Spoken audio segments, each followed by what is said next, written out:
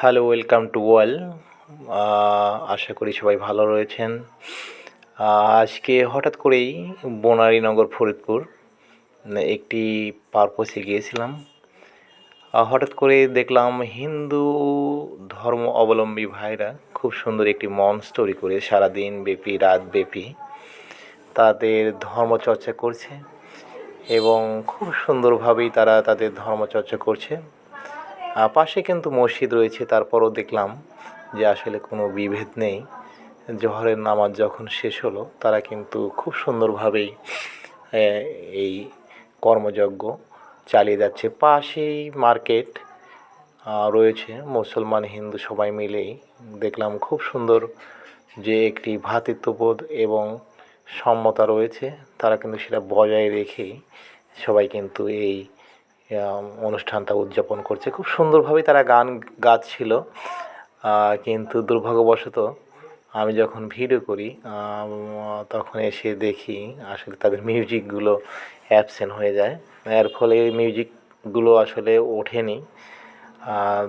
তারা আসলে এইভাবেই ঈশ্বরের গুণ কীর্তন করছেন এবং ধর্মীয় সঙ্গীতই পরিবেশন করছেন এবং পাশে যারা মুরব্বি রয়েছে, বয়স্ক রয়েছে,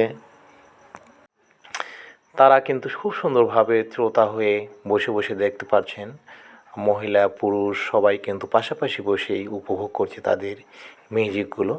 যেহেতু দুপুরবেলা সেই জন্য কিন্তু আসলে তেমন একটি অতিথি নেই, কিন্তু যখন রাত যত গভীর হবে হাজার হাজার মুসলমান হিন্দু সবাই এসেই কিন্তু এখানে বসে কিন্তু তাদের এই সঙ্গীত যজ্ঞগুলো কিন্তু আসলে উপভোগ করবে।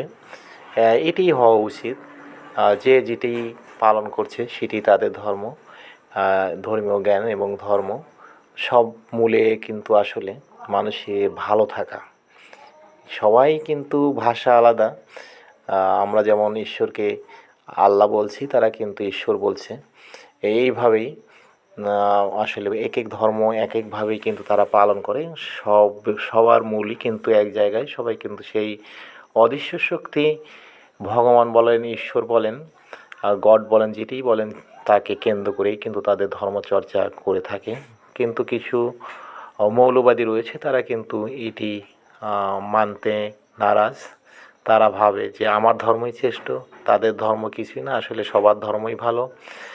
পৃথিবীতে সৃষ্টি হয়েছে আর ধর্ম এসেছে কিন্তু আসলে মানুষের শান্তির জন্য, কলহ সৃষ্টি যাতে মানুষ না করে, ভয়ভীতি প্রদর্শনের জন্য ধর্মেতে বিভিন্ন অনুশোচনা রয়েছে, বিভিন্ন বিধিনিষেধ রয়েছে, বিভিন্ন আইন শৃঙ্খলা রয়েছে। এর কারণেই কিন্তু সমাজে একটা সুষ্ঠুভাবে সমাজ পরিচালনা হয়ে থাকে। তো ধন্যবাদ সবাইকে, সবাই ভালো থাকবেন। আল্লাহ হাফেজ।